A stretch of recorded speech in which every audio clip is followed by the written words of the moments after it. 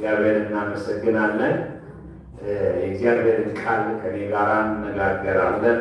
ዛሬ የምንነጋገርበትን ርዕስ ብዙ መወሰን ተቸግሬያለሁ። ስለዚህ ምናልባት የሚሰጠው ርዕስ ትክክልም ካልሆነ ለእናንተ ተዋለሁ። ዛሬ የምንነጋገርበት ርዕስ መንፈሳዊነት ወይንስ ታዋቂነት በሚል ርዕስ ይሆናል። መንፈሳዊነት ወይንስ ታዋቂነት፣ የእግዚአብሔርን ንጉሳዊ ግዛት የሚያሰፋው በሚል ርዕስ አብረን እናያለን። በእንግሊዝኛ ጋድሊነስ ኦር ፌመስነስ ካን አድቫንስ ዘ ኪንግደም ኦፍ ጋድ። ዛሬ ይህን ርዕስ መነጋገር ያስፈለገ ምክንያት የምንኖርበት ዓለም በጣም ትኩረትን የሚሻ ሆኗል። ዛሬ በማህበራዊ ሚዲያ ይሁን ዋና ወይም ሜንላይን ሚዲያ ላይ ሰዎች ሁሉ ትኩረት የሚፈልጉት የእነሱን የሚደግፋቸው እነሱን የሚመለከታቸው ሰው ለማግኘት ነው። ዛሬ ሰዎች ቪው ለማግኘት የማያደርጉት ነገር የለም። ሰዎች ታዋቂ ለመሆን የማይቆፍሩት ነገር የለም። ምክንያቱም ታዋቂነታቸው አንድ ነገርን ማድረግ እንዲችሉ ያስችላል ብለው ስለሚያስቡ። ከዚህ የተነሳ የብዙ ሰው በተለይ የወጣቶች አይምሮ በዚህ የተያያዘ ነው። በማህበራዊ ሚዲያ ላይ ሰብስክራይበር፣ ቪው፣ እነዚህ ሁሉ ሰዎች ለማግኘት ብዙ ነገር ያደርጋሉ። አንዳንዶች መልካም ነገር በማድረግ እውቅናን ሲያገኙ፣ ሌሎች ደግሞ በዚህ መንገድ ማግኘት ሲያቅታቸው በጣም አሳፋሪ ነገር በማድረግ በጣም ክፋት ያለበት ነገር በማድረግ እውቅናን ለማግኘት የሚጥሩበት ጊዜ እንደሆነ ሁላችንም የተሰወረ አይደለም። ይሄ ምናልባትም በዓለም ብቻ ቢሆን ኖሮ ጥሩ ነበረ። ይሄ ነገር ወደ ክርስቶስም አካል ገብቶ በክርስቶስ አካል ውስጥ ሁሉ የአስተሳሰብ ስር ከመስደዱ የተነሳ ብዙ አንዳንድ አገልጋዮች ትኩረትን ለመሳብ ስለሚፈልጉ ሰዎችን ኢንተርቴን የሚያዝናና ነው። ዛሬ ዩቲዩብ ላይ ገብታችሁ ማየት ትችላላችሁ። ብዙ እይታ ያላቸው ስብከቶች ቁም ነገር ሳይሆን ሰዎችን የሚያዝናና ነገር ስላለው ነው። ሰዎች በዛ ይዝናናሉ። አንድ ጊዜ እንደውም ሰዎች ከተለያዩ ሰባኪዎች ሰብስበው የሚያስቁ ነገሮችን ሰርተው ቫይራል የሆነ የዩቲዩብ ቪዲዮ አይቻለሁ። ወንድሞቼ እና እህቶቼ፣ አሁን የምንኖርበት ዓለም እንደዚህ ነው። ወደ ክርስቶስም አካል ገብቶ በተለይ አንዳንድ ሰዎች ታዋቂ ለመሆን ከመፈለጋቸው ብዙ ሰዎች ብዙ ተከታይ ብዙ የቤተ ክርስቲያን አባል እንዲኖራቸው ስለሚፈልጉ እውነትን እንኳን መናገር አይፈልጉ። እውነትን ከተናገሩ ሰዎች በዛ ነገር ይሰናከላሉ። ተቆጥተው ከቤተ ክርስቲያናቸው ከነሱ ሚዲያ ይርቃሉ ብሎ ስለሚያስቡ በብዙ ነገር ላይ እያመቻመቹ ያሉበት ጊዜ ላይ ነው የምንመለከተው። በተለይ በአሜሪካን ሀገር ጆል ኦስቲን የሚባል በጣም ትልቅ ሜጋ ቸርች በአሜሪካን ሀገር ትልቁ ቤተክርስቲያን እሱ የሚመራው ቤተክርስቲያን ነው። ጆል ኦስቲን ውስጥ ክርስቲያንስ የማያምን ሰው እንኳን ቢሄድ ኮንፈርተብል ይቀመጣል። ምንም ኦፈንድ አይሆንም። ምክንያቱም ጆል ኦስቲን የሚሰብከው ስብከት ናመስል ኢትስ ኦኬ የሚል ነው። አባቱ ጆን ኦስቲን እኔ መጽሐፎች ለማንበብ ብዙ እድል ነበረኝና እንደዚህ ያለ ነበረ። በቅርብ ጊዜ እህቶች ሁሉ ተነስተው በጨረሻ አባታችን ራእይ እንዲህ አልነበረም፣ አባታችን እውነትን የሚገልጥ ሰው ነበር ብለው ብዙ ነገሮች ተነስተው እንደነበር አይቻለሁ። ዛሬ እነዚህ ነገሮች ለመግቢያ ያህል የተናገርኩት እንጂ ዛሬ ትምህርታችን እነዚህ በዚህ ርዕስ ላይ አይሆንም። አሁን ወደ እግዚአብሔር ቃል ስንመጣ፣ ወደ መጽሐፍ ቅዱሳችንም ስንመጣ በእግዚአብሔር ቃል ውስጥ አንዳንድ ሰዎች በመልካም ነገር፣ አንዳንድ ሰዎች ደግሞ በክፋት ነገር መመዘኛ ሆነው ተቀምጠው እንመለከታለን። መጽሐፍ ቅዱሳችን ስናይ የእግዚአብሔር ቃል ስለ ንጉሥ ዳዊት ሲናገር ዳዊት በብሉይ ኪዳን የመልካም ነገሮች ሁሉ መስፈርት ሆኖ ተቀምጦ እናያለን። በመጀመሪያ በአንደኛ ሳሙኤል 13:14 ላይ እግዚአብሔር ሳኦል እግዚአብሔርን የማይፈልግ የእግዚአብሔርን ትእዛዝ የማይጠብቅ ከእግዚአብሔር ጋር ግንኙነቱን ምንም ነገር ማድረግ የማይፈልግ እንደሆነ ባወቀ ጊዜና መንግስቱን ከሱ ሊወስድ እንዳለ በተናገረበት በአንደኛ ሳሙኤል 13:14 ላይ እንዲህ በማለት የተናገረውን ቃል እናገኛለን። አሁን ግን መንግስትህ ወይም ንጉሳዊ ግዛትህ አይጸናም። እነሆ እግዚአብሔር እንደ ልቡ የሚሆንለት ሰው አግኝቷል። አንተ የእግዚአብሔር ትእዛዝ ባለመጠበቅ እርሱን የሕዝብ መሪ አድርጎ መርጦታል። ሳኦል ነበረ ታውቃላችሁ፣ ንጉሥ የነበረው ሳኦል በዙፋን ላይ እያለ እግዚአብሔር ሲመለከት እንደ እግዚአብሔር ልብ የሆነን ሰው አየ። ክብር ለእግዚአብሔር ይሁን። ሳኦል እያለ ሆኖ አያውቅ። ሳኦል እያለ እግዚአብሔር ምን አለው? እግዚአብሔር ሌላ ሰው አኑሯል። ክብር ለእግዚአብሔር ይሁን። በሐዋርያት ሥራ መጽሐፍም ላይ ይህን አስመልክቶ ሐዋርያ ጳውሎስ ሲናገር ሐዋርያት ሥራ 13:22 ላይ ሳኦልም ከሻረው በኋላ ዳዊትን አስነሳላቸው፣ እግዚአብሔርም ስለ እርሱ እንደ ልቤ የሆነና እኔ የሚሻውን ሁሉ የሚያደርግ የእሴይን ልጅ ዳዊትን አገኘው ሲል መሰከረለት። ዳዊት ከላይ እንደተመለከትነው አይነት እንደ እግዚአብሔር ልብ የሆነ ሰው ስለነበረ ከሱ በኋላ የተነሱ የይሁዳ ነገሥታት ከእግዚአብሔር ጋር ያላቸው ግንኙነቶች መለኪያ ሆኖ ሲገለጥ እናያለን። ዳዊት በዘመኑ የእግዚአብሔርን ሐሳብ አከናውኖ ማለት ብቻ አይደለም። ከዛ በኋላ በይሁዳ በሰለሞን ልጅ በሮብዓም ዘመን መንግስቱ በእስራኤልና ይሁዳ ሰሜናዊና ደቡባዊ ሆኖ ከተከፈለ በኋላ በተለይ የደቡባዊ ንጉሳዊ ግዛት ነገሥታቶች ልባቸው ከእግዚአብሔር ጋር የቀና ሲሆን እግዚአብሔር ሙሉ ይመሰክርላቸዋል። እንደ ልጄ እንደ ዳዊት የሆነ ልብ አገኘው ይላል። በሁለተኛ ነገሥት ምዕራፍ 18 ላይ እንደዚህ የሚል ቃል እናገኛለን። ስለ ንጉሥ ሕዝቅያስ ተጽፎ የምናገኘውን የእስራኤል ንጉሥ የኤላ ልጅ ሆሴዕ በነገሰ በ3ኛው ዓመት የይሁዳ ንጉሥ የአካዝ ልጅ ሕዝቅያስ ነገሰ። በነገሰም ጊዜ ዕድሜው 25 ዓመት ነበረ። በኢየሩሳሌም ተቀምጦ 29 ዓመት ገዛ። እናቱም የዘካርያስ ልጅ ስትሆን ስሟም አብያ ይባል ነበረ። ቁጥር 13 ላይ አባቱ ዳዊት እንዳደረገ ሁሉ እሱም በእግዚአብሔር ፊት መልካምን ነገር አደረገ። ማን? አባቱ ዳዊት።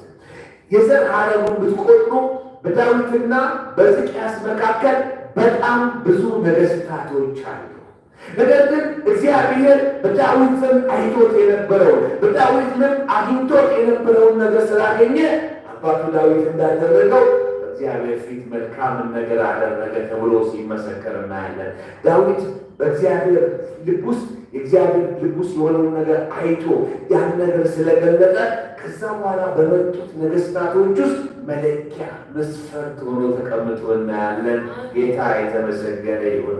በሕዝቅያስ ብቻ አይደለም፣ ሌላው በይሁዳ ነገሥታት ሲግኒፊካንት የሆነ ነገር የተለየ ነገር ካደረጉ አንዱ ኢዮስያስ ነው። ስለ ኢዮስያስም በሁለተኛ ነገሥት ምዕራፍ 22 ቁጥር 1 እና 2 ላይ እንዲህ ተብሎ የተጻፈውን እናገኛለን።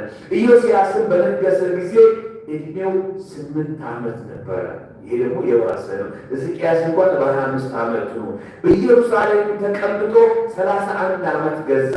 እናቱም የቆጽቃት አገር የአድያ ልጅ ይዲድያ ነበረች። እርሱም በእግዚአብሔር ፊት ቅን ነገር አደረገ፣ ወደ ቀኝም ወደ ግራም አላለም። በአባቱ በዳዊት መንገድ ሁሉ ሄደ። ሃሌሉያ! ወንድሞቼ እና እህቶቼ ዳዊት የኖረው ሕይወት የእግዚአብሔርን በሰማይ ያለውን የእግዚአብሔርን ሐሳብ የገለጠ ስለነበረ ከዛ በኋላ ለመጡት ለሁሉም አይደለም ወንድሞቼ እና እህቶቼ ሳናገሩ ሲናገር እንደ አባቱ ፊዚካል እንደ አካሉ አባቱ እንጂ እንደ አባቱ እንደ ዳዊት አልነበረ። ዳዊት መለኪያ መስፈርት ሆኖ እናገኘዋለን። ሃሌሉያ! ክብር ለእግዚአብሔር ይሁን። አሁን በሕዝቅያስና በኢዮስያስ ናቸው በይሁዳ ምድር ታላቅ ሆነ መንፈሳዊ መነቃቃት እንዲሆን እግዚአብሔር የተጠቀመባቸው ሰዎች። ስለዚህ ዳዊት የምን ስታንደርድ መስፈርት ሆኖ እናያለን? ጋርሊ የሆነ እግዚአብሔር መንፈሳዊነት የተገለጠበት፣ እግዚአብሔርን መፍራት የተገለጠበት፣ በእግዚአብሔር ፊት መልካም ማድረግ የተገለጠበት፣ ወደ ግራ ወደ ቀኝም ያላለበት። ሃሌሉያ። በሌላ በኩል ደግሞ መጽሐፍ ቅዱሳችን ስለ አንድ ሰው ደግሞ ይጠቅሳል። የክፋት መስፈርት ስለሆነ ሰው ደግሞ ይጽፍልናል። ይህ ሰው ኢዮርብዓም ይባላል። ስለ ኢዮርብዓም ትንሽ መግቢያ ልስጣችሁ። ብዙ ሰው ኢዮርብዓም እንዴት ወደ ንጉሥ እንደመጣ ስለማያል። ኢዮርብዓም የመጀመሪያው እስራኤል ለሁለት ተከፍሎ ሰሜናዊና ደቡባዊ ንጉሳዊ ግዛት ሁለት በሆነበት ጊዜ የሰሜናዊ ንጉሳዊ ግዛት ንጉሥ የሆነ ሰው ነው። በሮብዓም ዘመን ነው እና ኢዮርብዓም ዝም ብሎ ሄዶ ተዋግቶ የነገሰ ሰው አልነበረም። በነቢዩ በአብያ አፍ በተለይ ሮብዓም ማድረግ የማይገባውን ነገር ባደረገ ጊዜ አብያ ወሄደና 12 ወሰደና እግዚአብሔር እንደዚህ ይላል፣ 10 ነገሥታቶች ለአንተ እሰጥሃለሁ አለ። ስለዚህ እግዚአብሔር ነው ያንን ንጉሣዊ ግዛት ገንጥሎ ለኢዮርብዓም የሰጠው። ኢዮርብዓም ባሪያ ነው፣ የባሪያ ልጅ ነበረ። ሰለሞን አሳዶት የነበረ ሰው ነበረ። እግዚአብሔር ግን ቸርነትን በጎነትን አድርጎ ንጉሣዊ ግዛት ሰጠው። ያው ትልቁ ይሁዳ ሁለት ነገሮች ናቸው። የይሁዳና የብንያም ነገር ነው። የቀሩት 10 ነገሮች በኤፍሬም መሪነት እንደ ሰሜናዊ ንጉሳዊ ግዛት እንደመሰረቱ ይናገራል። ኢዮርብዓም ግን ይህን ነገር ካገኘ በኋላ እግዚአብሔር በዛ ስፍራ በ10 ንጉሳዊ ግዛት ላይ ንጉሳዊ ግዛት ከሰጠው በኋላ ግን ነገር ለማቆየት የሚችልበትን በጣም አሳፋሪ፣ አስጸያፊ፣ እርኩሰት የተሞላውን ነገር እንዳሰበ በአንደኛ ነገሥት 12 ላይ ከቁጥር 26 ጀምሮ እንዲህ ተብሎ የተጻፈው እናገኛለን። ኢዮርብዓምን በልቡ እንዲህ ስላሰበ መንግስቱ፣ ንጉሳዊ ግዛቱ ለዳዊት ቤት የሚመለስ ይመስላል። ይህ መስዋዕትን ለማቅረብ ኢየሩሳሌም ወዳለው ወደ እግዚአብሔር ቤተ መቅደስ የሚወጣ ከሆነ እንደገና ልቡ ወደ ጌታ ወደ ይሁዳ ንጉሥ ወደ ሮብዓም ሊያዞር ነው። ከዚያም እኔን ይገድለኛል። ወደ ንጉሡም ወደ ራብ ይመለሳሉ። ንጉሡም ከመከረበት በኋላ 2 የወርቅ ጥጆችን አሰርቶ ሕዝቡን እስራኤል ሆይ ወደ ኢየሩሳሌም እስካሁን የወጣኸው ይበቃሃል። ከግብፅ ምድር ያወጡ አማልክት እነዚህ ናቸው አለ። ማለት ከግብፅ ምድር ያወጡ አማልክቶች እነዚህ የወርቅ ጥጃዎች ናቸው። ትዝ ይላችኋል አሮን ሙሴ ወደ ተራራ ላይ ወጥቶ በዘገየበት ጊዜ እንዳደረገው ኢዮርብዓም አደረገ። ኢዮርብዓም እግዚአብሔር የሰጠውን ነገር እሱ በፈለገው እርኩሰት መንገድ ሊያስጠብቅ ሞከረ። ሁለት አደረገ። አንዱንም በቤቴል ሌላውንም በዳን አቆመው። ይህም አድራጎት ኃጢአት ሆነ። ሕዝቡም በዚያ ላለው ለመስገድ እስከ ዳን ድረስ ርቆ ሄደ። ኢዮርብዓም በማምለኪያ ኮረብቶች ላይ አብያተ ጣዖታትን አሰራ። ከሕዝቡም የተለያዩ ክፍሎች ሌዋውያን ካልሆኑ ካህናትን ሾመ። በ8ኛው ወር በ15ኛው ቀን በዓል እንዲሆን ወሰነ። በኢየሩሳሌም የእግዚአብሔር በዓል ሲከበር እሱ ደግሞ በዳንና በቤቴልና በዳን ያን ነገር አኖረ። ለሰራቸውን ጥጆች መስዋዕት በማቅረብ እንዲህ ያለውን ድርጊት በቤቴል ፈጸመ። በማምለኪያ ኮረብቶች ላይ ላሰራቸው አብያተ ጣዖታት በቤቴል ካህናቱ መደበ። ራሱ በመረጠው በ8ኛው ወር በ15ኛው ቀን በቤቴል ባቆመ መሠዊያ ላይ መስዋዕት አቀረበ። ስለዚህ እስራኤላውያን በዓል ወሰነላቸው። ዕጣንም ለማቅረብ ወደ መሠዊያው ወጣ ይላል። ኢዮርብዓም በጣም እርኩሰት ሆነ። እግዚአብሔር ከግብፅ ምድር ወጥቶ ሲመራቸው እኔ በመረጥኩበት ስፍራ በዛ ስፍራ ትመጣላችሁ፣ እንደዚህ ታደርጋላችሁ፣ እኔ ታመልኩኛላችሁ፣ ለእኔ መስዋዕት ታቀርባላችሁ፣ ለእኔ ታጥናላችሁ ብሎ እግዚአብሔር የተናገረው ቃል እያለ እሱ ግን እስራኤል ልቡ ይሸፍታል ብሎ እስራኤል ወደ ኢየሩሳሌም ሄዶ እግዚአብሔር በሚያመልክበት ጊዜ ለምን ወደ ይሁዳ አንመለስም ለምን ይላል ብሎ ፈርቶ ወንድሞቼ እናቶቼ እስራኤልን ከእግዚአብሔር ለያየው። ከእግዚአብሔር ዘንድ ሲለያዩ እንመለከታለን። እግዚአብሔር ነው እኮ የእነዛን 10 ነገድ ንጉሣዊ ግዛት ለይቶ የሰጠው እግዚአብሔር ነበረ። ሮብዓም ልበ ደንዳናን የተነሳ ንጉሣዊ ግዛቱን ለሁለት የከፈለው እግዚአብሔር ስለሰጠው እግዚአብሔር ነበር የሚጠብቅለት። እሱ ግን አይደለም ማለት እንደዚህ በሆነ መንገድ ሳይሆን በዚህ መንገድ ክፋት ባለው መንገድ ንገስ ያለን እንመለከታለን። ከዚህም የተነሳ ታውቃላችሁ፣ በኋላ እናየዋለን። ክፉ የእስራኤልን ነገሥታቶች እግዚአብሔር ዲፋይን ሲያደርግ መጽሐፍ ቅዱስ ሲናገር በናባጥ ልጅ በኢዮርብዓም መንገድ ሄደ እያለ ሲናገር እናያለን። ምን ሆነ? የክፋት ምንም መግለጫ፣ የርኩሰት ጥግ መግለጫ ሆኖ እናያለን። ወደዛ ከመሄድ በፊት በዚህ ላይ አንድ ሀሳብ ተናግሬ መሄድ እፈልጋለሁ። ወንድሞቼና እህቶቼ ኢዮርብዓም እግዚአብሔር የሰጠውን ንጉሣዊ ግዛት እግዚአብሔር እንደሚጠብቅለት እግዚአብሔር እንደሚያጸናለት ማመን ስላልቻለ ምን አደረገ? የተለያዩ መንገዶች ተቀመጠ። አንድ በዳን፣ አንድ በቤቴል፣ 2 የወርቅ ጥጃዎችን አኖረ፣ ማጠኛዎች አኖረ። በኢየሩሳሌም በዓል በሚደረግበት ጊዜ ካውንተርፊት በዓል በዳን እንዲደረግ አደረገ።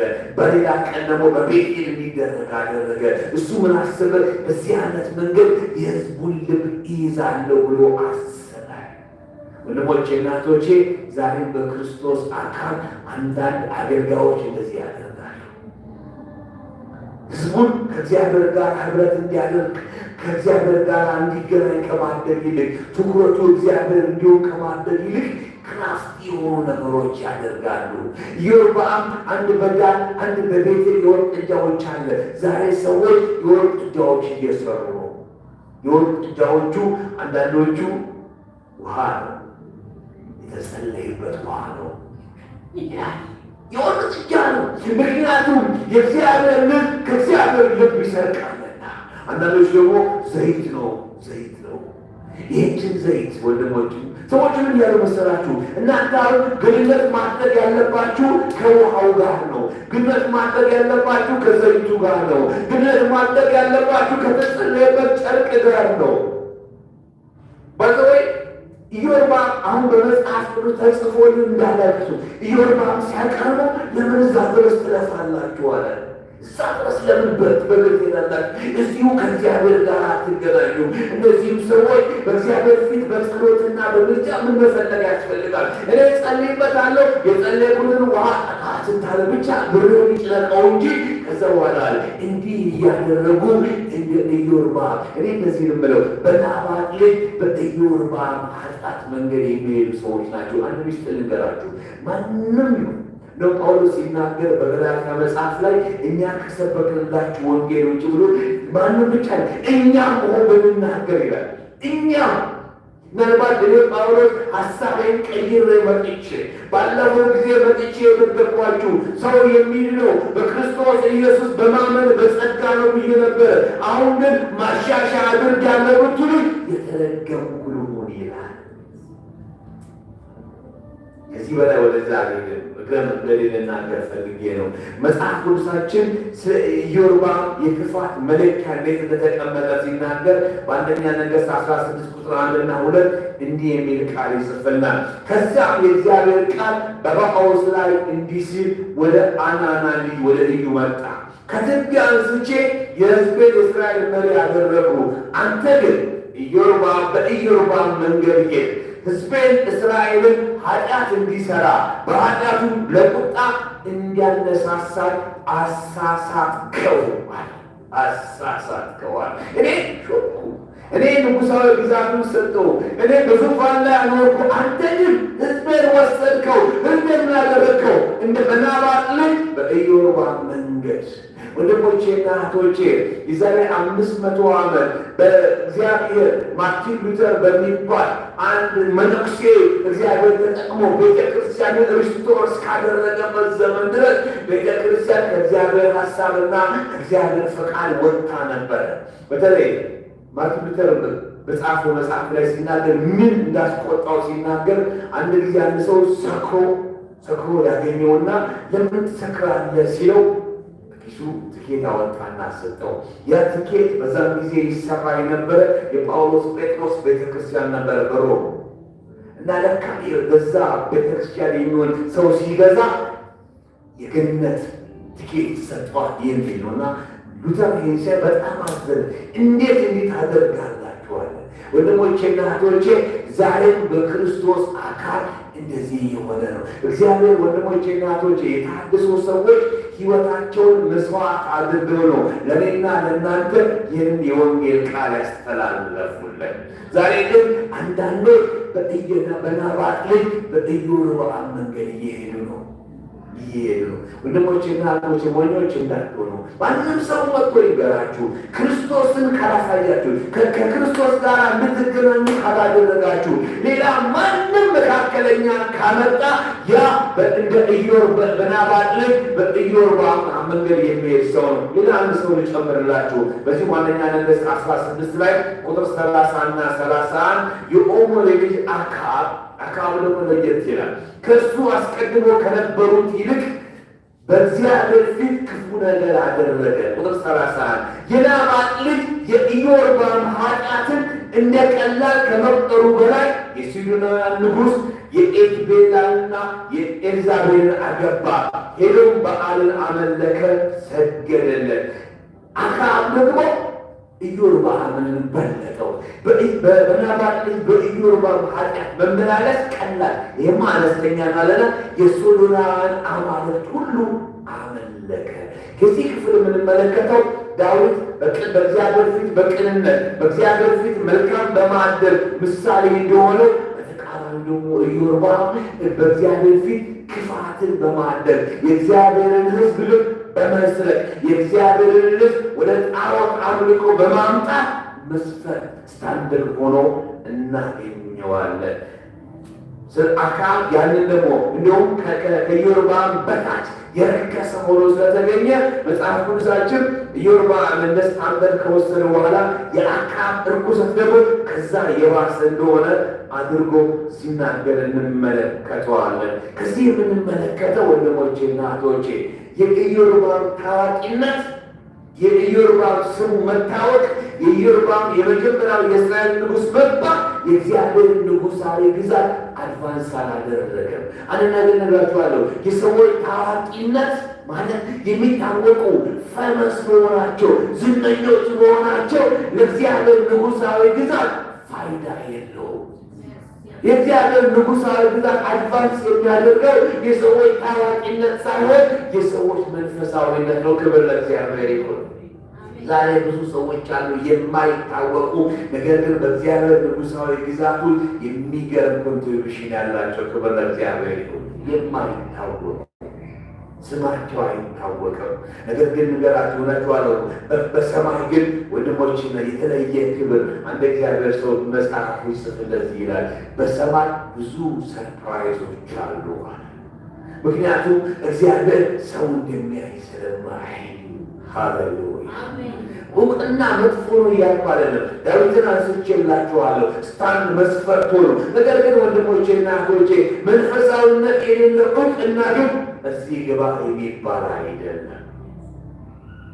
ይህ ካልኩ በኋላ በጌታችን በኢየሱስ ክርስቶስ አገልግሎት ዝና፣ እውቅና ምን አይነት ነገር እንደነበረው ደግሞ አብረን እናያለን። መጽሐፍ ቅዱሳችንን ማቴዎስ የጌታን የኢየሱስ ክርስቶስ ወንጌል በጻፈበት በምዕራፍ 4 ላይ ማቴዎስ እንዲህ በማለት ጌታ ኢየሱስ አገልግሎቱን በጀመረ ጊዜ በአጭር ጊዜ ውስጥ በእሱ በሚገለጡ ድንቆች ተአምራቶች የተነሳ ዝናው እንደወጣ እንዲህ በማለት ይጽፍናል። ማቴዎስ 4:23 እና 24 ኢየሱስም በምኵራባቸው እያስተማረ የእግዚአብሔርን ንጉሣዊ ግዛት የምሥራች ቃል እየሰበከ በሕዝቡ መካከል ማንኛውም ደዌና ሕመም እየፈወሰ በመላው ገሊላ ይዘዋወር ነበረ።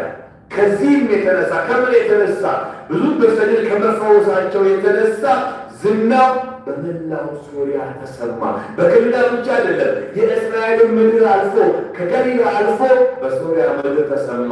ሕዝቡም በተለያዩ በሽታዎች የታመሙትን፣ በክፉ ደዌ የሚሰቃዩትን፣ አጋንንት ያደሩባቸውን፣ የሚጥል በሽታ ያለባቸውን ሽባዎቹን ሁሉ ወደ እርሱ አመጡ፣ ፈወሳቸው። የኢየሱስ ዝና ወጣ። በሶርያ ምድር ያሉ ሰዎች እንኳን ሰምተው የታመሙ ሰዎችን ተሸክመው ወደ ጌታ ወደ ኢየሱስ አመጧቸው፣ ተፈወሱ። ሃሌሉያ! ክብር ለእግዚአብሔር። ብዙ ሰዎች ተፈወሱ። በጌታ በኢየሱስ ክርስቶስ አገልግሎት ዝና ወጣ። ደስ ይላል። ሰዎች ብዙ ነገር አድርገው እንደሚያውቁ ኢየሱስ አባቱ የሰጠውን ነገር ሲያደርግ ብቻ በእሱ ይገለጥ የነበረው የእግዚአብሔር ኃይል የተነሳ ዝና ወጣ። ክብር ለእግዚአብሔር። ነገር ግን ዝናው ለኢየሱስ እንዴት ችግር እንዳመጣበት አሳያችኋለሁ። በማቴዎስ ስለዚህ ነገር ጽፍ በምዕራፍ 8 ላይ እንዲህ በማለት ይጽፋል። ማቴዎስ 8 ቁጥር 1 ላይ ከተራራም በወረደ ጊዜ ብዙ ተከተለው። እነሆም አንድ ለምጻም ወደ ኢየሱስ ቀረበና ከፊቱ ተንበርክኮ ጌታ ሆይ ብትፈቅድ እኮ ልታነጻኝ ትችላለህ አለው። ኢየሱስም እጁን ዘርግቶ ዳሰሰውና እፈቅዳለሁ ንጻ አለ። ሰውየው ወዲያውኑ ከለምጹ ነጻ። ቁጥር 4 ከዚያም ኢየሱስ መፈወስህን ለማንም አታውራ፣ ነገር ግን ሄደህ ራስን ለካህን አሳይ፣ ሙሴ ያዘዘውን መባ አቅርብ፣ ይህም ምስክር ይሆንላቸዋል አለ። ብዙ ሰው የማያየው ክፍል ኢየሱስ ይህንን ለምጻም ከፈወሰው በኋላ ለምጻሙ ወዲያውኑ የሆኑ ሰዎች ሁሉ ኢየሱስ እኮ ፈወሰኝ ብሎ እንደሚናገር ስላወቀ ለማንም እንዳታወራ እሷል። ነገር ግን አንድ ነገር አድርግ፣ ሂድና ለካህን አሳይ። ለምጽ በቆዳው ላይ ያለበት ሰው የሚጠበቅበት ነገር አለ። አንድ ሰው በቆዳው ላይ የሆነ ነገር ከወጣ ሄዶ ለካህኑ ያሳይና ካህኑ ቤቱ ውስጥ ይዘጋበታል። ከዛ በኋላ ከተወሰነ ከ7 ቀን በኋላ ከሰፋ ካህኑ ይህ ለምጽ ነው ይላል። ከዛ በኋላ ሰውየው ከሕዝብ ሁሉ ርቆ ከከተማ ውጭ መኖር ይጀምራል። ይህ ሰውዬ ለምጹ በሚድንበት ጊዜ ዝም ብሎ መቀላቀል አይችልም። ወደ ካህኑ ይመጣና ለካህኑ ያሳያል። ካህኑም እንደ በፊቱ ለ7 ቀን ይዘጋበታል። ከ7 ቀን ምንም ነገር ከሌለ ይህ ሰውዬ ነጽቷል ብሎ እና ኢየሱስ ሄደ ይህን አድርጋለሁ፣ ነገር ግን ለማንም እንዳትናገር አለው። ሰውየው ምን አድርጎ እንደሆነ መጽሐፍ ቅዱሳችን በማርቆስ ምዕራፍ 1 ላይ እንዲህ ብሎ ጽፎ እናገኛለን። ማርቆስ 1:40 ጀምሮ አንድ ለምጻም ወደ እርሱ ቀርቦ በመንበርከክ ብትፈቅድ እኮ ልታነጻኝ ትችላለህ አለው። ኢየሱስም ለሰውየው በመራራት እጁን ዘርግቶ ዳሰሰውና እፈቅዳለሁ ንጻ አለው። እሱም ወዲያው ነጻ፣ ከበሽታውም ተፈወሰ። ኢየሱስም ሰውየውን አጥብቆ በማስጠንቀቅ እንዲህ ሲል አሰናበተው። ለማንም አንድ ነገር እንኳን እንዳትናገር ተጠንቀቅ፣ ነገር ግን ምስክር እንዲሆናቸው ሄደህ ራስህን ለካህን አሳይ፣ ስለ መንጻትም ሙሴ ያዘዘውን መሥዋዕት አቅርብ አለው። ሰውየው ግን ቁጥር 45 በሄደበት ሁሉ ነገሩን በሰፊው አወራ፣ ወሬውንም አሰራጨ። ምን ችግር አለ? ችግር ፈጠረ። በዚህም ምክንያት ኢየሱስ ወደ ማንኛውም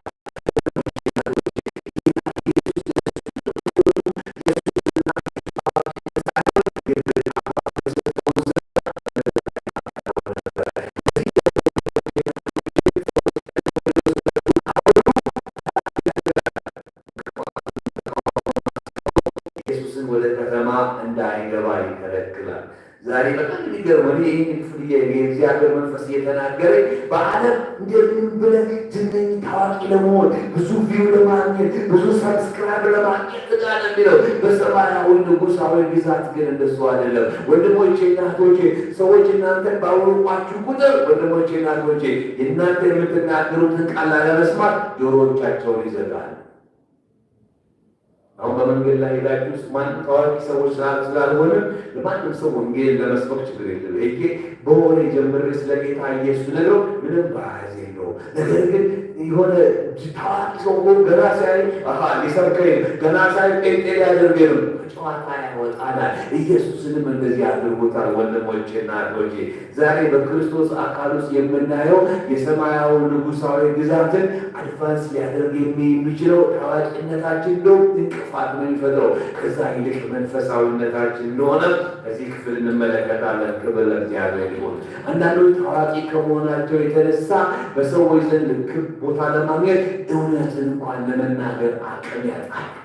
ማንኛውም ሰው በሚዲያ ይቀርቡና ኢንተርቪው ሲደረጉ ምን መሰላችሁ? እግዚአብሔር በየትኛውም ሃይማኖት ይገለጣል? አይገለጥም። እግዚአብሔር የተገለጠው በክርስቶስ ኢየሱስ ብቻ ነው። በክርስቶስ ብቻ ነው። ወደ አብ የሚያስኬዱ ብዙ መንገዶች የሉ። አንድ መንገድ አለ፣ እርሱም ጌታ ኢየሱስ ክርስቶስ ብቻ ነው። ነገር ግን ፖፑላር በምትሆኑበት ጊዜ በጣም ያስቸግራቸው። ሰዎች ታዋቂዎች በሆኑ ቁጥር በጣም ብዙ ሰዎች ኮምፕሮማይዝ ሲያደርጉ አይቻለሁ። ዶክተር ቢሊ ግራሃም በመጨረሻቸው ዕድሜ ላይ የተናገሩት ነገር ስትሰሙ ልብን ይሰብራል። ያ ኢየሱስ ክርስቶስ ብቻ ተብሎ የተናገረው ሰው በመጨረሻው ግን በጣም ፖፑላር የሆኑ ሲመጡ ያላውቅም እግዚአብሔር ሌላ መንገድ ሊኖረው ይችላል አሉ። ወንድሞቼ እና እህቶቼ ታዋቂነት ወጥመድ ነው፣ ወጥመድ ነው። ነገር ግን ወንድሞ መንፈሳዊነት ግን ወንድሞቼ እና እህቶቼ እኔና እናንተ የሰማያዊ ንጉሳዊ ግዛት በምድር የእግዚአብሔርን ንጉሳዊ ግዛት በሰዎች መካከል አድቫንስ እንድናደርግ ያደርገናል። ጌታ የተመሰገነ ይሁን። ጳውሎስ ጌታ ኢየሱስ ብቻ አይደለም። ስለ ጳውሎስም አገልግሎት ስንመለከት ተመሳሳይ ነገር እናያለን። ጳውሎስና በርናባስ ከአንጾኪያ ከአሕዛብ አንጾኪያ በመንፈስ ቅዱስ ተልከው በሄዱበት ጊዜ ስለተከናወነው ቃል እናገኛለን። በሐዋርያት ሥራ 13 ላይ በጣም የሚገርማቸው ጳውሎስና በርናባስ ማንም አያውቃቸው። በዛም ጊዜ አንጾኪያ ላይ ተላኩት። ስለዚህ ወደ አንድ ከተማ እንደሄዱ የእግዚአብሔር ቃል ይናገራል። እንደዚህ ላይ ቁጥር 13 ምዕራፍ 13 ጳውሎስና ጓደኞቹ ከጳፉ ተነስተው በጵንፍልያ ወደምትገኘው ጴርጌን ሄዱ። ዮሐንስም ከእነርሱ ተለይቶ ወደ ኢየሩሳሌም ተመለሰ። ማርቆስ ነው ዮሐንስ የተባለው። እነሱ ግን ከጴርጌን ተነስተው በጲስድያ ወዳለችው አንጾኪያ ሄዱ። እነሱ ከአንጾኪያ ሄደው ሌላ ደግሞ አንጾኪያ የምትባል ከተማ አለች። እቺ አንጾኪያ አይሁዶች የሚኖሩባት ነው። ሄደች። በሰንበትን ቀን ወደ ምኩራብ ገብተው ተቀመጡ። ማንም አያውቃቸው። ወንድሞቼ እና እህቶቼ ምን እንደሆነ ነገራችሁ። የሕግና የነቢያት መጽሐፍ ከተነበቡ በኋላ የምኩራብ አለቆች ወንድሞች ወይ ሕዝብን የሚመክር ቃል ካላችሁ ብለው ላኩባቸው። ሃሌሉያ! አስታወቁ። ሐዋርያት እንደሆኑ ማንም አያውቃቸው።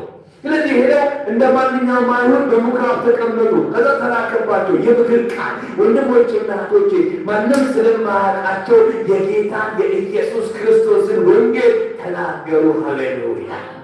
ቅድም በጌታ በኢየሱስ ያትናል። ሰዎች ለእናንተ ባወሩ ቁጥር ታዋቂዎች በሆናችሁ ቁጥር ወንድሞቼ ከመንገድ ውጭ ነው የምትቀሩት። ሰዎች የማያውቋችሁ በሚሆኑበት ጊዜ ግን የምክር ቃል ጠየቋቸው። አላወቁ። ከዛ አንስቶ እግዚአብሔር እንዴት ከአብርሃም ጀምሮ ያደረገውን ነገር እየዘረዘሩ ተናገሩ። ክብር ለእግዚአብሔር። ወንድሞቼ እናቶች እውቅና አትፈልጉ። በታወቃችሁ ቁጥር ሁሉ ለእግዚአብሔር የማትጠቅሙ እየሆናችሁ ትመጣላችሁ። ባልታወቃችሁ ቁጥር ሰዎች ወንድሞቼ ልባቸውን ከፍተው የምትናገሩትን ቃል ይሰማሉ። ሃሌሉያ! በሳምንቱ በዛን ቀን ብዙዎች የእግዚአብሔር ቃል ሰሙ። በሳምንቱ ከተማ ሁሉ ፈንቅሮ መጣ።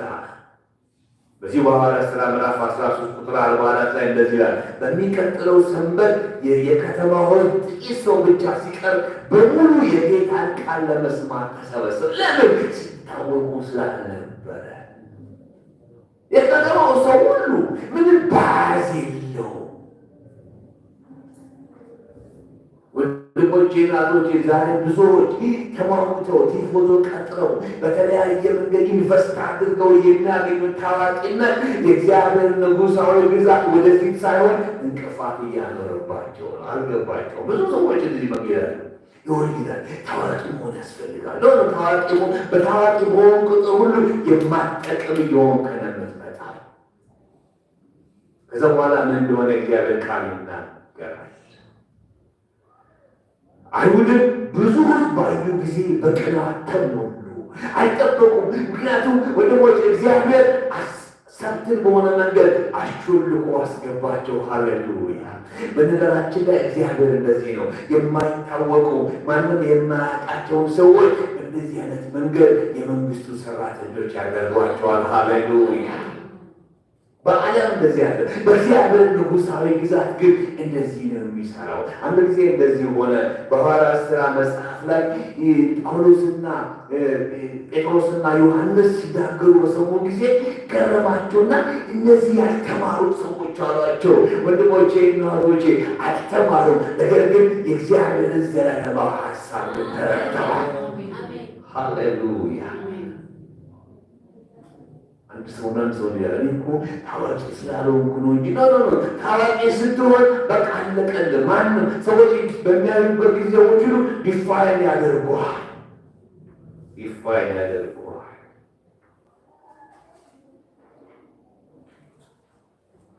ጳውሎስና በርናባስ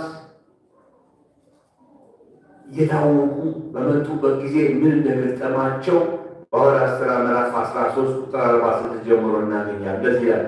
ጳውሎስና በርናባስም ታዋቂዎች ሆኑ። ስለዚህ አይሁዶች እነሱን ለይተው እነዚህ ሰዎች ኑፋቄን የሚያስተምሩት ብለው መናገር ጀመሩ።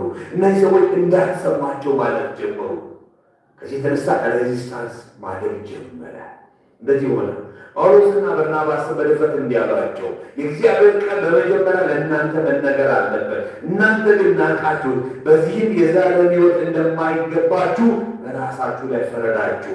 እኛም ወደ አሕዛብ ዞር ለማለት እንገደዳለን። ደግሞም ጌታ እንዲህ ብሎ አዞናል፣ ድነት እስከ ምድር ዳርቻ ታደርስ ዘንድ ለአሕዛብም ብርሃን አድርጌሃለሁ ብሎ ለጌታ ለኢየሱስ ተናግሮለታል።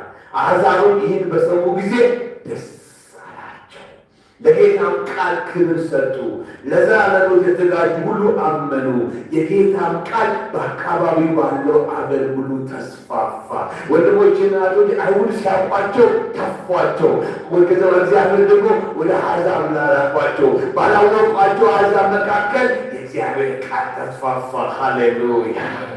ወንድሞቼና እህቶቼ ብዙ ሰዎች እንደሚነግሩት ዓለም ታዋቂነት እነዚህ ነገሮች ከእግዚአብሔር መንግስት አድቫንስ እንዳናደርግ ይከለክሉናል እንጂ በጭራሽ አይረዱንም።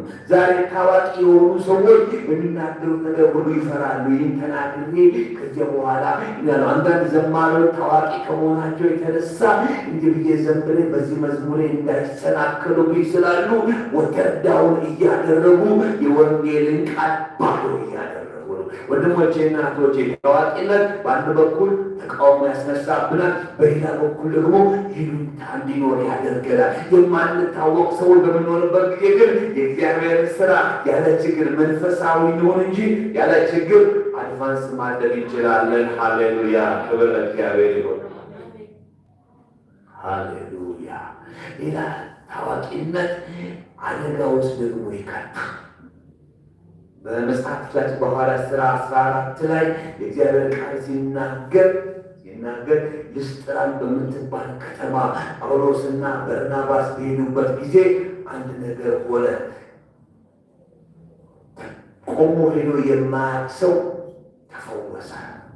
እንደውም እንዴት እንደተፈወሰ የእግዚአብሔር ቃል ሲናገር ጳውሎስ እየተናገረ ሳለ ይሄ አናንያ የሚባል ሰው ጳውሎስ የሚናገረው ቃል እንዳመናየና ጳውሎስ ሲያየው እምነት እንዳለው አውቆ አናንያ ወይ ተነሳ ነው። ቆሞ የማያውቀው ሰውዬ ዳነ። ክብር ለእግዚአብሔር ይሁን። ይህ ደስ ይላል አይደል? ነገር ግን ችግር ይዞ መጣ። በምዕራፍ 14 ሐዋርያት ሥራ ቁጥር 11 ላይ ሕዝቡም ጳውሎስ ያደረገውን ባዩ ጊዜ በሊቃኦንያ ቋንቋ አማልክት በሰው ተመስለው ወደ እኛ ወርደዋል ብለው ጮኹ። በርናባስንም ድያ አሉት። ጳውሎስም ዋና ተናጋሪ ስለነበር ሄርሜን አሉት። ከከተማ ወጣ ብሎ የነበረው የዲያ ቤተ መቅደስ ካህንም ኮርማንና የአበባ ጉንጉኖች ወደ ከተማው መግቢያ አምጥቶ ከሕዝቡ ጋር ሆኖ ሊሰዋላቸው ፈለገ። ችግር ተፈጠረ። እኛ የምናስበው ነው ችግር ተፈጠረ። በሰዎቹ ባዩ ጊዜ አማልክት በሰው መጥተዋል አሉ። አንደኛው ዲያ ነው አሉ፣ አንደኛው ሄርሜን ነው አሉ። እነዚህ ቃላቶች ሜርኩሪና አንድ ሌላ የተሰየሙበት ስም ነው። እነዚህ አማልክቶች ናቸው፣ ሰዎች አይደሉም አሉ። ስለዚህ ልንሰዋላቸው ካህኑ መጣና እነዚህ አማልክቶች ናቸው፣ ወደዚህ በጣዖት ቤታችን እንሰዋለን አለ። ምን ችግር አለ? እነሱ ሰውና አላሉ። ችግር አለው ወንድሞች፣ ለእግዚአብሔር የሚገባውን ለሰዎች ሊደረግ ነው። ቁጥር 14 ላይ ሐዋርያቱ በርናባስና ጳውሎስ ይህን በሰሙ ጊዜ ልብሳቸውን ቀደው ወደ ሕዝብ መካከል ወጡ። ድምፃቸውን ከፍ አድርገው እንዲህ አሉ፣ እናንተ ሰዎች ይህን ለምን ታደርጋላችሁ? እኛ እኮ እንደናንተ ሰዎች ነን።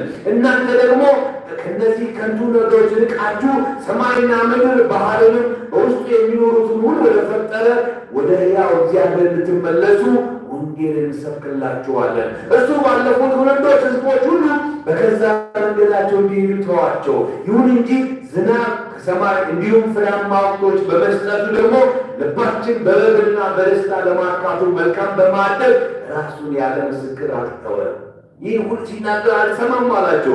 ይህ ሁሉ ተናግረው እንኳን ሕዝቡ እንዳይሰወላቸው ያስተውል በብዙ ችግር ነበር። ዝና ችግር አለው፣ ከእግዚአብሔር ጋር ያጣላል። ሰዎች መጥተው የእናንተን ስም ከጌታ ከኢየሱስ ስም በላይ ማውራት ይጀምራሉ። ሰዎች ሰምተው ምን አሉ? እኔን እኮ የተፈወስኩት እከሌ ስለጸለየልኝ ነው ማመስጋን እያሉ ወንድሞቼ እናቶቼ እግዚአብሔርን ክብር እንድትካፈሉ ያደርጓችኋል።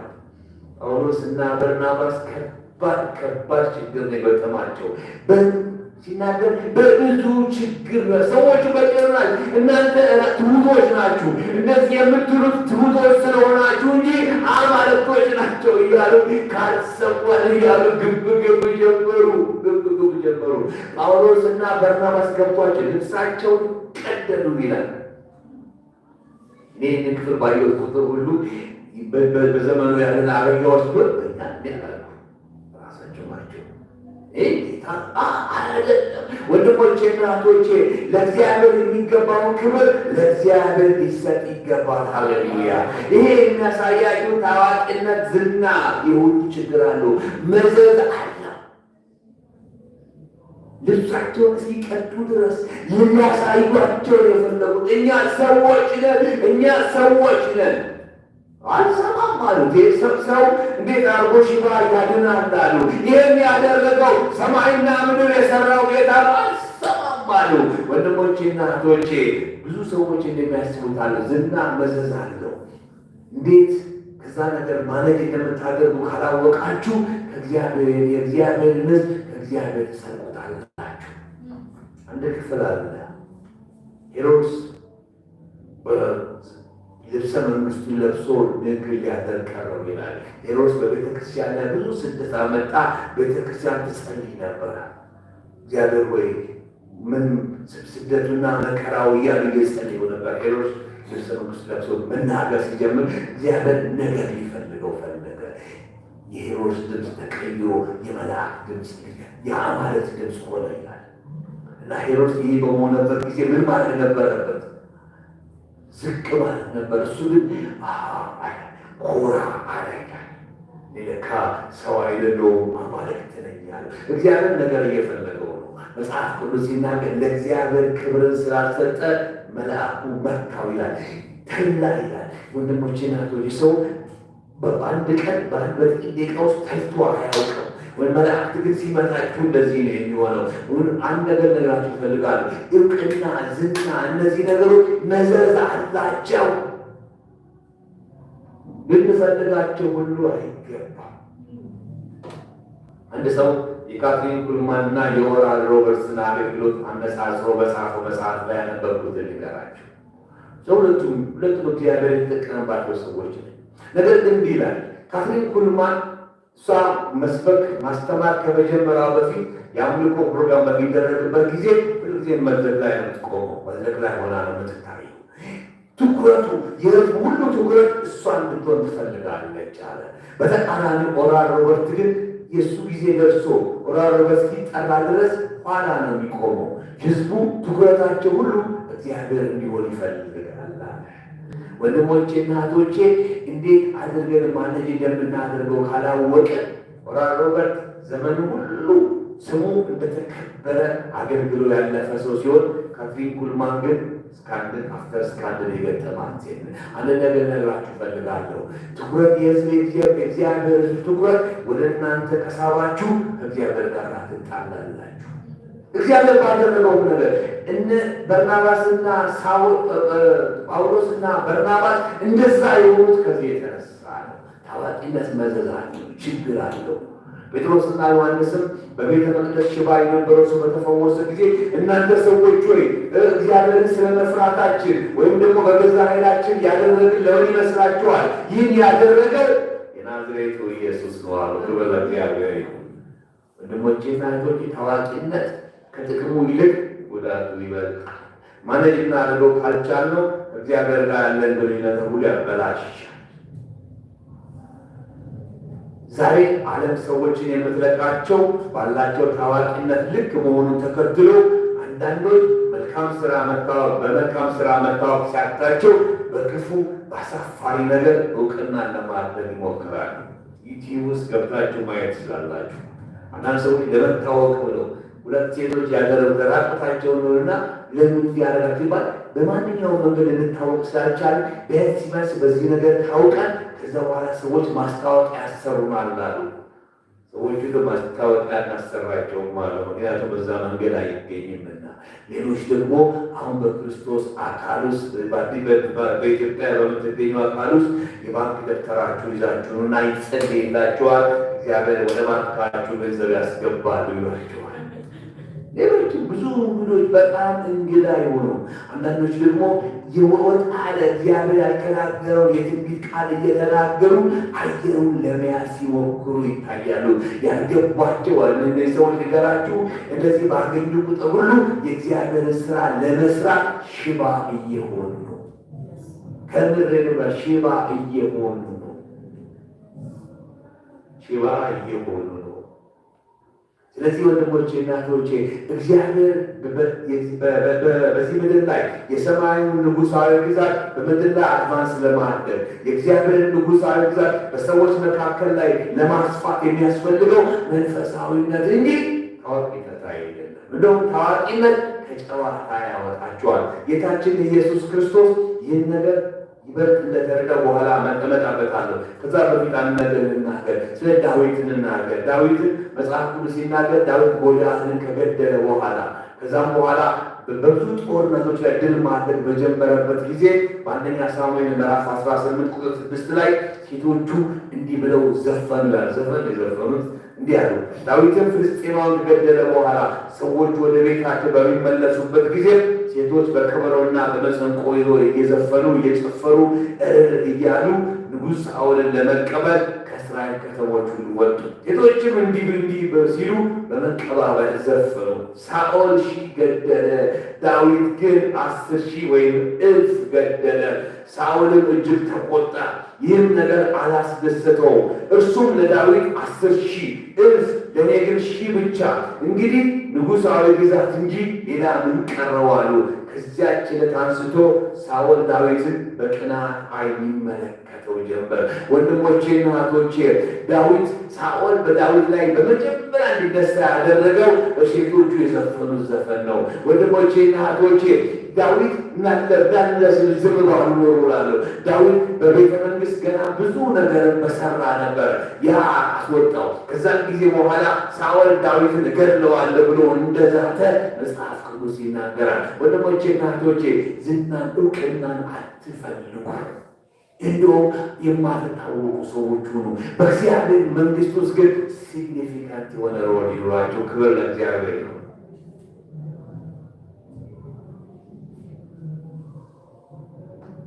ሃሌሉያ። ቅድም የጀመርኩትን ይወጣል። በጌታ በኢየሱስ ስም አገልግሎት እንደዚህ ነበር። በጣም የሚገርማችሁ ጌታ ኢየሱስ ክርስቶስ ከደቀ መዛሙርቱ መካከል ብዙ ሰዎች ማን እንደሆነ ለይተው አያውቁትም ነበር። እንዴት ነው? እነሱ ነው የሚመስለው፣ እንደነሱ ነው የሚለብሰው፣ እንደነሱ ሁሉ ነገሩ እነሱ ነው የሚመስለው። በምን ታወቁት? ይሁዳ የተፈለገበት ዋነኛ ምክንያት ጌታ ኢየሱስ ያለበትን ቦታ ብቻ የሚጠቅም ሳይሆን ከደቀ መዛሙርት መካከል ፈሪሳውያን፣ የካህናት አለቆች፣ የሊቀ ካህናቱ የሚፈልጉትን ሰው መለየት አይችሉም ነበረ።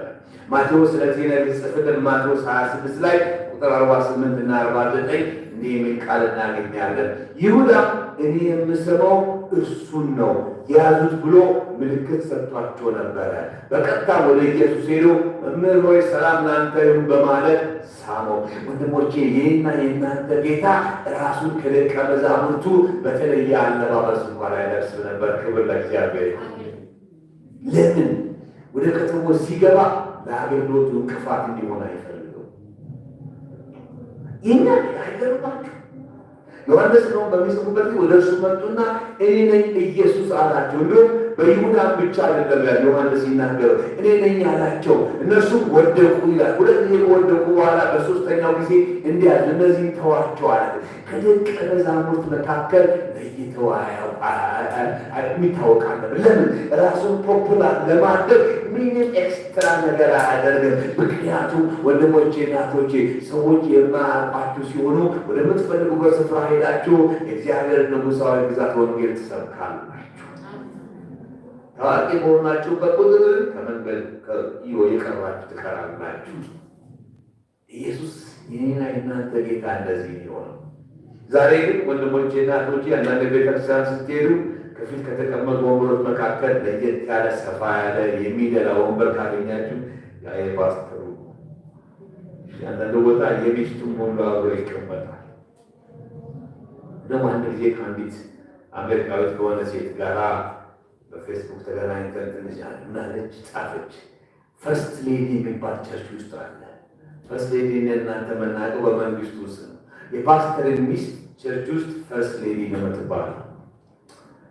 ወንድሞቼ እናቶቼ፣ እንደዚህ አይደለም ጌታ ኢየሱስ ያስተማረ። ክብር ለእግዚአብሔር። የሰዎችን ትኩረት እንስብ አይደለም። እናንተ የተጠራ ነው ሰዎችን ወደ እግዚአብሔር ለማቅረብ ነው። ሃሌሉያ። አንድ ወዳጅ አንድ እኛ ጋር የነበረ አሁን ከኛ ጋር ማመድ ልጅ አለና የልብስ ቤት አለው እና ይነግረኛል። ልብስ ለመግዛት ሲመጡ ማንም ፓስተር ያልገዛውን ልብስ ሽጥልኝ ይሉኛል። እኔም ደግሞ ይሄ አለ እላቸዋለሁ። ለብዙ ሸጨዋለሁ። ይሄ አለ እላቸዋለሁ። ይዞ ሄዳለሁ። ከዛ ጣም ናዳል ለክሬሰት ረስቸው እላቸዋለሁ። ወንድሞቼ እናቶቼ፣ እኔና እናንተ የተጠራ ነው በሰማይ ያለውን የእግዚአብሔርን አጀንዳ በምድር መገለጥ እንዲችል እንጂ እኔና እናንተ ራሳችንን ፖፑላር ለማድረግ አይደለም። ሃሌሉያ። ፖፑላር በሆንን ቁጥር ወንድሞቼ ለእግዚአብሔር የማንጠቅም እንሆናለን። እግዚአብሔር የማይታወቁ ዝነኛ ያልሆኑ ሰዎችን ነው ያለ ችግር መጠቀም የሚችለው። ጌታ ኢየሱስ ክርስቶስ ያነሳውን ሰው እንዳትናገር ሲለው ዝም ብሎ ቢሆን ኖሮ ጌታ ኢየሱስ ወደ ከተማዎች ገብቶ የእግዚአብሔር ንጉሣዊ ግዛት መስበክ ይችል ነበር። ዛሬም እኔና እናንተ ታዋቂ ለመሆን በምናደርገው ጥረት ወንድሞቼ እናቶች ችግሩን የሚከተል የመጨረሻ አንድ ሀሳብ ተናግሬ እጨርሳለሁ። ሃሌሉያ። ሐዋርያ ጳውሎስ በእምነት ልጁ ለሆነው ለጢሞቴዎስ በጻፈው የመጀመሪያ መልእክት ላይ ጢሞቴዎስን ከዚህ በፊት ደጋግሜ ተናግሬያለሁ። ያልነበራችሁ ሰዎች እንዲሆን እናገር። በኤፌሶን የነበረችው የክርስቶስ ኤክሌሲያ ወደ ስህተት ትምህርት እንዳትሄድ እንዲጠብቅ ነው ያስቀመጠው። ብዙ ሰዎች የቲቶን፣ የጢሞቴዎስን፣ የፊልሞናን መልእክት የፓስቶሪያል መልእክት ይሏቸዋል። አይደለም፣ የሐዋርያዊ መልእክት ነው። ጢሞቴዎስ እንደ ሐዋርያ ነው በኤፌሶን የተቀመጠው። ሐዋርያም ስለሆነ የቤተክርስቲያን ሽማግሌዎችን እንዲሾሙ ስልጣን ተሰጥቷል እና ባስቀመጠው ጊዜ አንድ ችግር ነበረበት። ጢሞቴዎስ በእድሜ ወጣት ነበረ። በኤፌሶን የነበሩ በእድሜ ትላልቅ የሆኑ ሰዎች ስለነበሩ እድሜውን አስበው የመናቅ ዕድል ስለነበራቸው ጳውሎስ እንዳይንቁት ምን ማድረግ እንደሚገባው ይነግረዋል። እንዳይንቁት እኔ እኮ ጳውሎስ ታላቅ እግዚአብሔር ሰው ማይቲ ማለፍካ እሱን የሾመኝ እንዲህ አይጽፍለትም ወይም ያሉትን ሲዲውን እንዲጽፍ አይናገሩት። እንዴት ነው ይጽፋል? ስንመለከት አንደኛ ጢሞቴዎስ ምዕራፍ 4 ቁጥር 11-12 እነዚህም ነገሮች እዘዝ አስተምር። ቁጥር 12 ወጣትነትን ማንም አይናቅ፣ ነገር ግን ለሚያምኑ በንግግር በኑሮ በፍቅር በእምነት በንጽሕና አርያ ወይም ምሳሌ ሆንላቸው። ሃሌሉያ። ወጣትነትን እንዳይንቁ ማን እንደሾመህ ማን እንደላከ ንገር አይለው። እኔ እኮ ቀላል አይደለሁም። አንዳንድ ሰዎች መድረክ ላይ ይወጡ እኔ እኮ እግዚአብሔር እንደዚህ ወንድሞቼና እህቶቼ ያንተን ካሪኩለም ቪቴል እኛ መስማት አንፈልግም። እኛ መስማት የምንፈልገው ኢየሱስን ነው። እግዚአብሔር ሰው ወንድማችን ሙሴ ብቻ አንድ መጽሐፍ ላይ የጻፈውን ነገር ልንገራችሁ። አንድ ቤተክርስቲያን ላገለግል ሲሄድ ፑልፒቱ ላይ የተጻፈ ጽሑፍ አገኘሁ ይላል እና እንደዚህ ይላል፣ ጌታው እኛ ሰው ማየት አንፈልግም ኢየሱስን ብቻ ያለ ፑልፒቱ ላይ የተቀመጠ ነው። ያንን ሳነበው ገራኛል። አይገርማችሁ? ገራኛል። ሙሴ እንዴት እንደሚናገር ያውቃለሁ። ገራኛል። ወንድሞቼና እህቶቼ ጳውሎስም ለጢሞቴዎስ የሚጽፍለት እኔ እንደላኩ ማውራት አይደለም፣ ሕይወት ይገለጣል። ክብር ለእግዚአብሔር። በምን? በንግግር፣ በኑሮ፣ በፍቅር፣ በእምነት፣ በንጽሕና። ወንድሞቼና እህቶቼ የእግዚአብሔርን አጀንዳ የምናስፈጽመው ስንት ቦታ እንዳገለገልን፣ ስንት አጋንንቶች እግዚአብሔር በእጆቻችን እንዳወጣ፣ ስንት በሽተኞች እንደፈወሰ በማንስር እንደቆየን በመናገር ሳይሆን አሁን ባነበቡት በንግግር፣ በኑሮ፣ በፍቅር፣ በእምነት፣ በንጽሕና ለሚያምኑ ሰዎች ምሳሌ ስንሆን ብቻ ነው። ለእግዚአብሔር መንፈሳዊነት እንጂ ታዋቂነት የእግዚአብሔርን ንጉሣዊ ግዛት አያሰፋም። በተነጋገረው እንደውም ታዋቂነት እንደውም የእግዚአብሔርን ስራ እንዳንሰራ ነው የሚያደርገን። ዛሬ እግዚአብሔር መንግስቱን የሚያሰፋ ታዋቂ በሆኑ ሰዎች ሳይሆኑ በማይታወቁ ሰዎች ናቸው። ቅሬታ በሆኑ ማንም እዚህ ቦታ በማይላቸው ሰዎች ብዙዎችን እግዚአብሔር እየተናገረ ነው። ክብር ለእግዚአብሔር። ሁላችንም ቆምና አብረን እንጸልያለን። ጌታ ይመስገን። ክብር እንሰጠዋለን። እግዚአብሔር በቃሉ ስለተናገረ እግዚአብሔርን አመስግኑ። ወንድሞቼና እህቶቼ የተናገረን እግዚአብሔርን ክብር ስጡት። እግዚአብሔር ዛሬ ቃሉን ልኮልናል። ወንድሞቼና እህቶቼ የእግዚአብሔር መንግስት እንደ ዓለም አይደለችም። በዓለም ባለ ታዋቂነት ነው ተጽዕኖ። በእግዚአብሔር ንጉሣዊ ግዛት ግን ታዋቂነት በመንፈሳዊነት ልክ ነው። ክብር ለእግዚአብሔር ይሁን። በዓለም ወንድሞቼና እህቶቼ ምን ያህል ተከታዮች አሉ ነው። በእግዚአብሔር ንጉሣዊ ግዛት ውስጥ ግን ወንድሞቼና እህቶቼ እግዚአብሔር ካንተ ጋር ነው ወይስ አይደለም ነው? ወንድሞቼና እህቶቼ እንጸልያለን። ጌታ ወይ ቃልን ሰምቻለሁ። እግዚአብሔር ወይ እንደ ዓለም እንድንኖር ስላልፈለግክ ነው የተናገርከን። እባክህ ጌታ እግዚአብሔር እንደተናገርከኝ ጌታ ወይ በንግግር ጌታ ወይ በኑሮዬ፣ በእምነቴ፣ በፍቅሬ፣ በሁሉ ነገሬ ጌታ በንጽሕናዬ ለሚያምኑት ምሳሌ እንዲሆን እርዳኝ እያልን እንጸልያለን። እግዚአብሔር እንዲረዳን ያስፈልጋል። ሃሌሉያ። እግዚአብሔር አባታችንና አምላካችን ሆይ ስለላክልን የእውነት ቃል እናመሰግናለን። አባታችንና አምላካችን እግዚአብሔር ሆይ የምንኖረው በዚህ ዓለም ስለሆነ በዚህ ዓለም እንዳንሳ፣ በዚህ ዓለም እንዳንወሰድ ብለን ስላስተማርከን ቃል እናከብራለን።